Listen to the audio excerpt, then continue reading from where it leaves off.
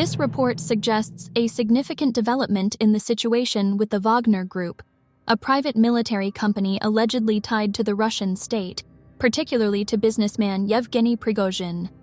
Following the failure of their March for Justice, an arrangement, facilitated by Belarusian President Lukashenko, has allowed for the relocation of members of the Wagner Group to Belarus.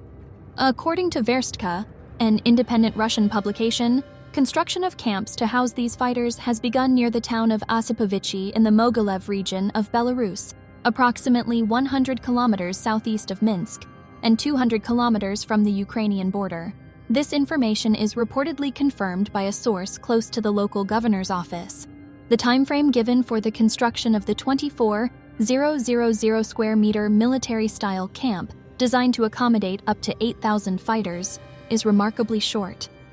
Satellite images from June 27th suggest that the construction process is underway, while local residents have reported unusual activities involving a large number of construction workers in the area. It is also suggested that there will be a delivery of numerous 4-bed bunks and 2-seat toilets for the site.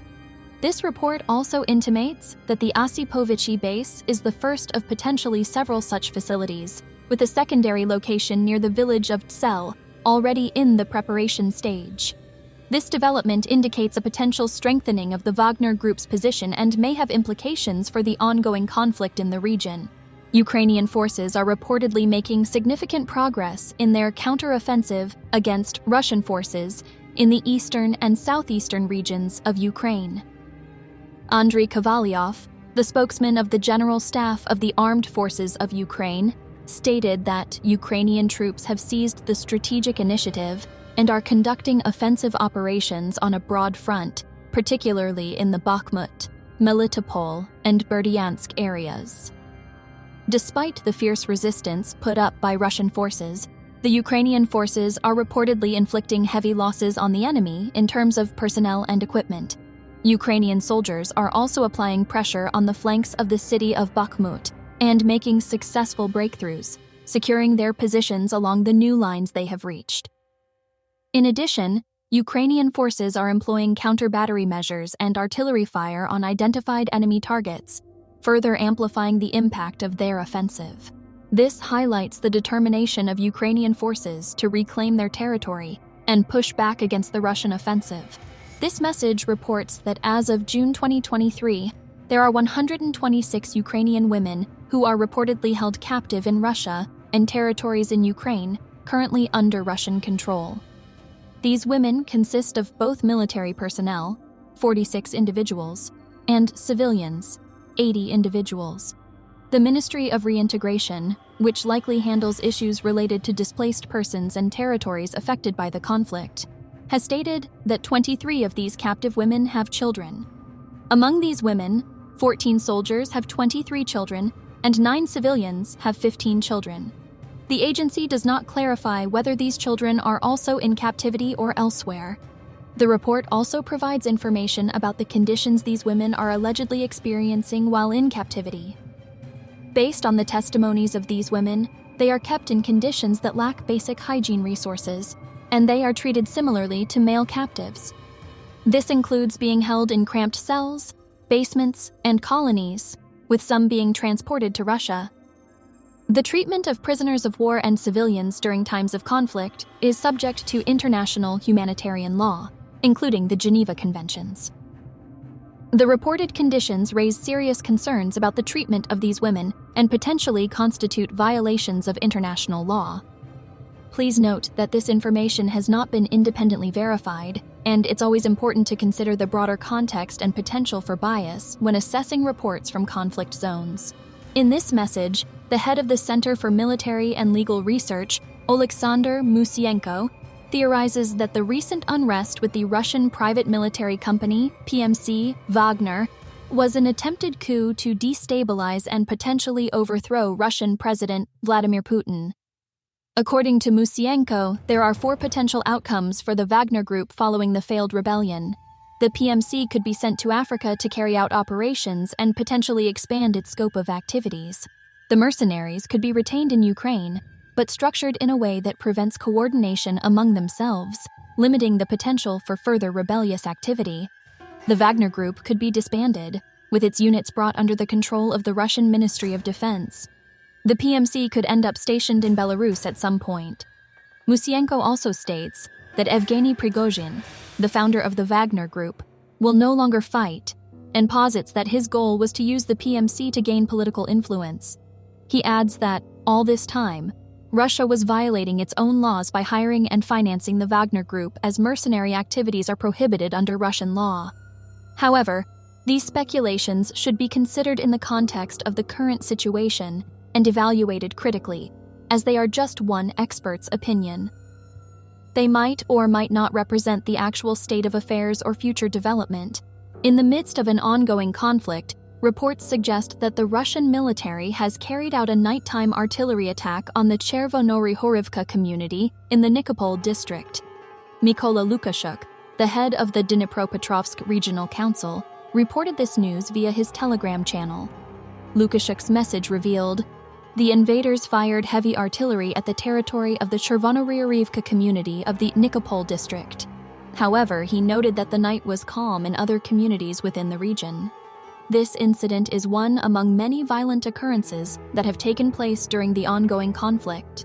According to reports from the Moscow Times and a Russian military blogger, Russian authorities have detained General Sergei Surovikin, the deputy commander of Russia's military operations in Ukraine. This comes in the wake of a rebellion by the Wagner mercenary forces and a reported purge of military officials. Known for his ruthlessness, General Surovikin has been involved in Russia's wars in Chechnya and Syria and has been recognized by President Putin. The Institute for the Study of War, ISW, a think tank based in Washington, D.C., mentioned a Russian source claiming that military affiliates of Surovikin had been implicated in the rebellion. However, the Russian Defense Ministry has yet to comment on these reports. The Russian Ministry of Defense is allegedly undergoing a crash test for loyalty amid perceived indecisiveness in the Russian military command regarding the quashing of the Wagner mutiny and their alleged support for the mercenary force. A pro-Kremlin military analysis channel on Telegram Rybar describes this incident as a pretext for a massive purge in the ranks of the Russian armed forces. The ISW suggests that if Surovikin's arrest is true, it's likely that the Kremlin will use him and his affiliates as scapegoats to explain the subpar response by the Russian military and internal security forces to the rebellion. This could also potentially justify a major revamp of the Russian military leadership. While the ISW cannot confirm these speculations about command changes at this time, they acknowledge the ongoing substantial ramifications in the information space due to the armed rebellion. The relocation of Wagner Group mercenaries to Belarus has raised alarm among neighboring countries, particularly Poland, which shares a border with Belarus. Polish President Andrzej Duda voiced concerns during a recent visit to Ukraine, suggesting that the presence of Wagner Group forces in Belarus could potentially pose a threat not only to Poland, but also to Lithuania and Latvia. In response to a rebellion by the mercenary group, Russian President Vladimir Putin reportedly ordered the group to either join the regular armed forces or accept exile in Belarus, stripping them of their heavy weaponry. This move has incited speculation about the group's intentions and its potential threat to neighboring nations. President Duda questioned the true intentions of the Wagner Group forces, or essentially the Russian army, in Belarus, and whether their presence signifies a potential threat to NATO countries, and specifically to Poland. In response to this threat, Poland's Deputy Premier Jarosław Kaczynski announced that the country would enhance its defenses along its border with Belarus, though he did not provide any further details. Poland estimates that about 8,000 Wagner members could eventually be relocated to Belarus. As the situation unfolds, it's clear that neighboring countries are closely monitoring the situation and preparing to respond to any potential threats. Forces, also known as partisans, have reportedly obtained lists of ships and personnel associated with the newly formed Azov Naval District, a division of the Russian Federation's Black Sea Fleet. The formation, based in Mariupol, which is currently occupied by the Russian army, is planned to be staffed by the ships of the Black Sea Fleet, and the Caspian Flotilla. The Ukrainian partisans have promised serious repercussions for those involved in the creation of this occupation formation. The Ukrainian resistance movement operates throughout all territories temporarily occupied by the Russian army, aiding the Ukrainian armed forces in liberating cities and villages. Recent successes include the reported elimination of 4 Russian army officers near the Mariupol seaport.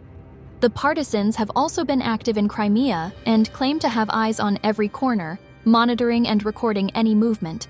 They not only gather intelligence and report on the movements of Russian troops, but also actively engage in sabotage, such as setting fire to the communications complex of the Russian armed forces in the Kherson region and disabling Russian military equipment. The underground resistance is valuable for its intelligence-gathering capabilities, giving the Ukrainian army an advantage, as they can quickly locate military facilities placed by the Russian army in the occupied territory. Ukrainian intelligence actively collaborates with these resistance forces, often acknowledging them for their cooperation and contributions to the ongoing efforts against the occupiers. Your report discusses claims that the person who appeared in Derbente, Dagestan on June 28th, purported to be Vladimir Putin, might have been a body double. The speculation arises from the noticeable change in behavior exhibited in the footage. Putin, known for his often rigid and distant stance even in diplomatic situations, was seen casually interacting with the crowd, shaking hands, and even kissing some locals, contrary to his regular behavior. The report also mentions the repeated appearance of certain individuals in Putin's public meetings, suggesting that these events might be staged. Following the recent Wagner mutiny, where Russian civilians in Rostov-on-Don warmly welcomed the rebels, it is considered unlikely that Putin would risk such a close interaction with the general public. Furthermore, some observers have noted a drastic change in Putin's appearance, which further fuels the speculation that the individual in the footage might be a body double or a digital creation. These reports, however, should be taken with caution, as they are based on speculation and have not been independently verified. While it's not uncommon for leaders to use body doubles for security reasons, such claims often fall within the realm of conspiracy theories unless concrete evidence is provided. It's also worth noting that improvements in digital technology have made it increasingly possible to create convincing deepfakes. But again, this requires verification. The attempted uprising by the Wagner Group, a private military contractor linked to the Russian state, appears to have significant ramifications according to Ukraine's defense intelligence. These consequences can be categorized as follows. 1. Compromise of the Russian leadership. The attempted rebellion, presumably against the Russian leadership, serves to undermine the perceived stability and control of Russia's leadership.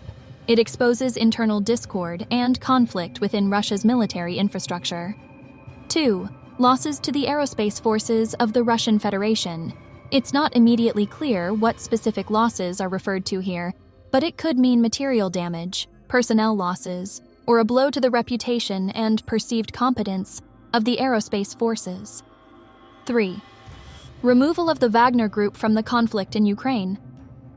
It appears that the Wagner Group, which is known for its involvement in various conflicts around the world on behalf of Russian interests, will no longer be participating in the conflict in Ukraine. This is significant, as the Wagner Group is considered a highly effective military unit. Its absence could potentially impact the dynamics of the conflict. However, it's important to note that the situation is still evolving, and new developments may change these initial assessments. General Alexander Tarnavsky's report indicates significant losses inflicted on Russian forces in the Tavria direction, likely referring to a specific geographic area of operations in the conflict between Ukraine and Russia. These losses reportedly include almost 3 companies of Russian troops killed and wounded. A company is typically composed of 150 soldiers, meaning that the reported casualties could range from approximately 240 to 450 individuals. The destruction of 19 units of military equipment.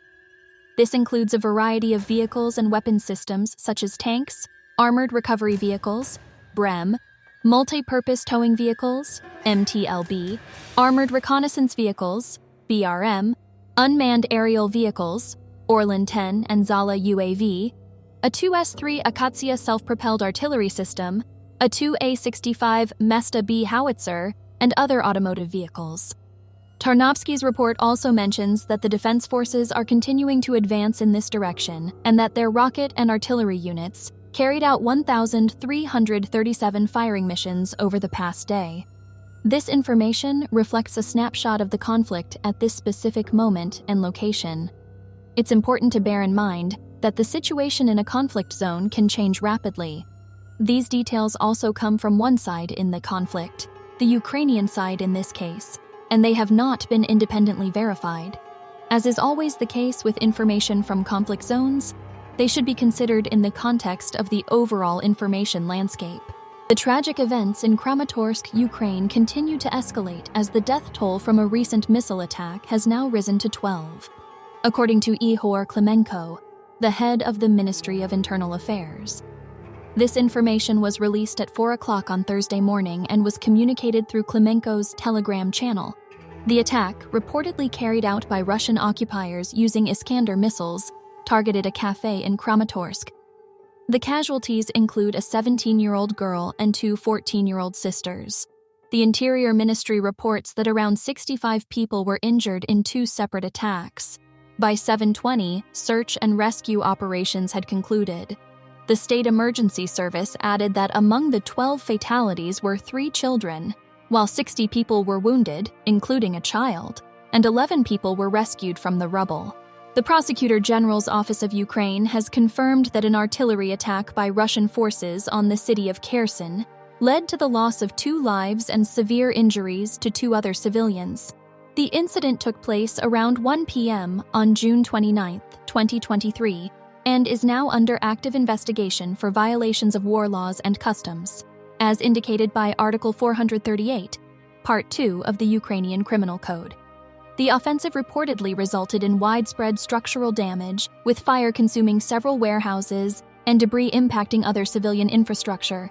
To facilitate the investigation, police and prosecutors are conducting the necessary investigative procedures. According to Oleksandr Prokudin, the head of the Kherson Regional Military Administration, the target of the afternoon attack was the Point of Invincibility in Kherson, a location where civilians were gathering to receive humanitarian aid. He confirmed that 2 individuals lost their lives due to the assault, and another pair are currently receiving medical treatment for burns, their conditions described as moderate. The Ukrainian Defense Forces aviation executed 11 attacks on areas where enemy personnel were densely gathered within a single day, as announced by the General Staff of the Armed Forces of Ukraine via Facebook. Besides these aerial attacks, units of missile troops and artillery targeted and successfully hit 2 command posts, a radar station, and an artillery unit that was positioned for attack during the same time frame. As per Bloomberg's June 29th report, Russian General Sergei Surovikin is currently under extensive interrogation spanning several days over his connections to Yevgeny Prigozhin and the Wagner Group, a private military company. Although not being held in a prison, Surovikin remains in one location for his interrogation.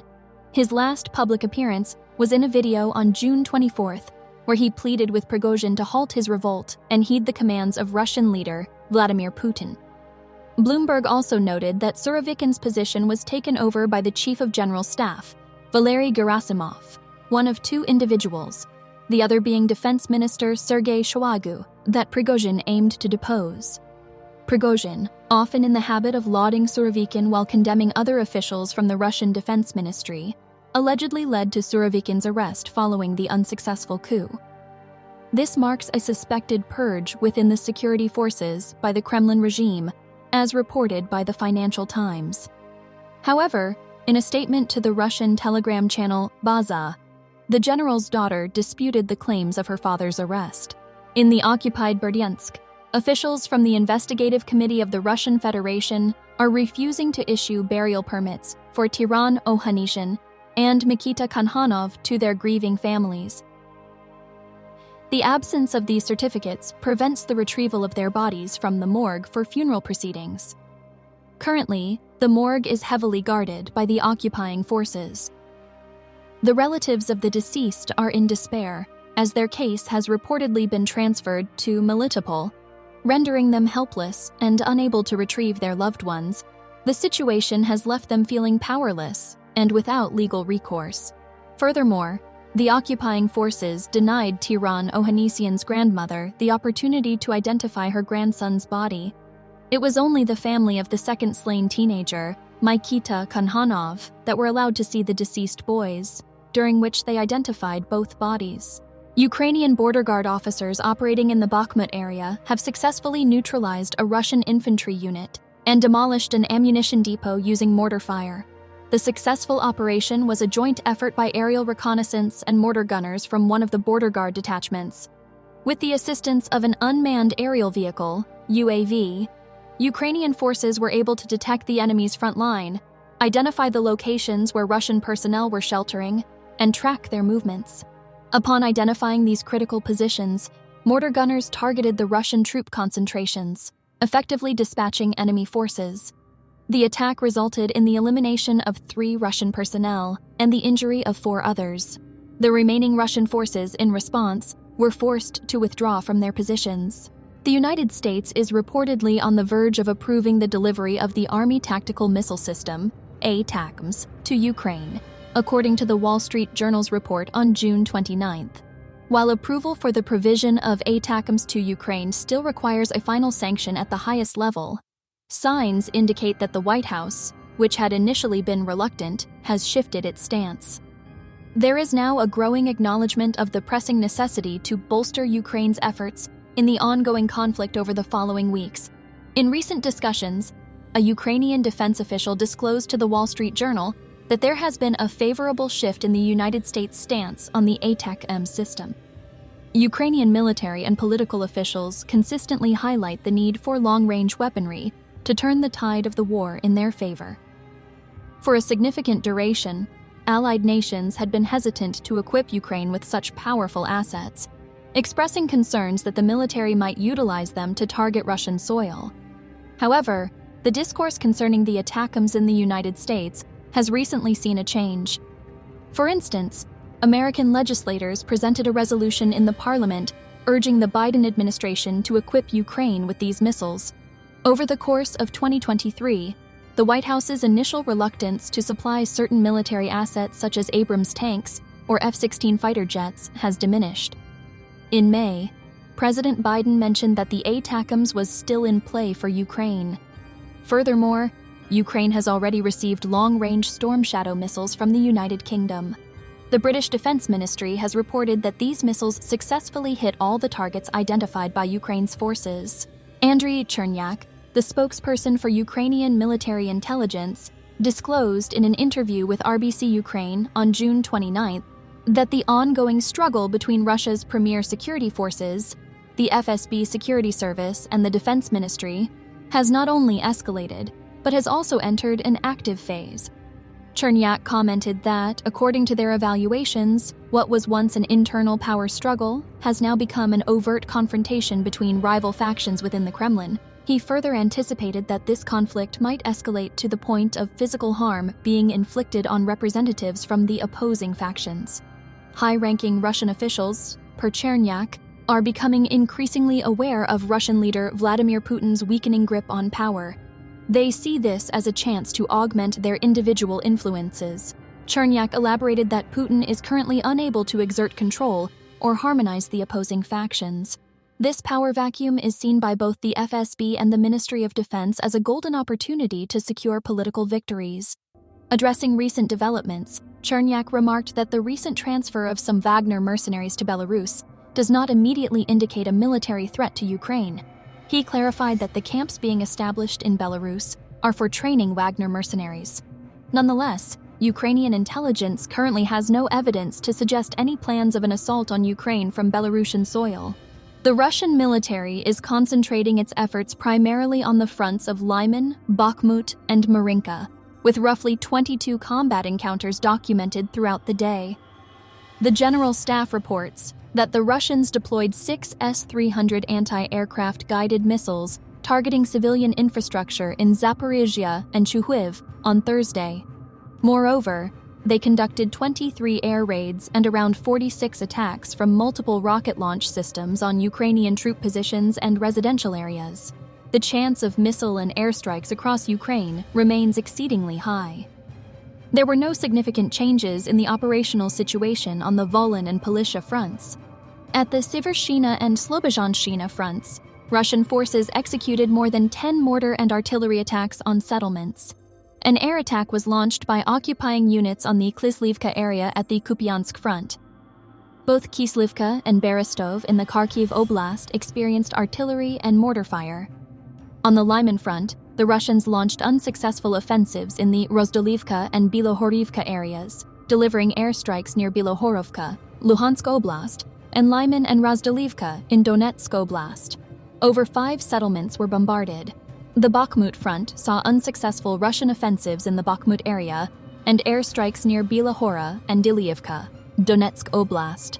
About 10 settlements were targeted with Russian artillery.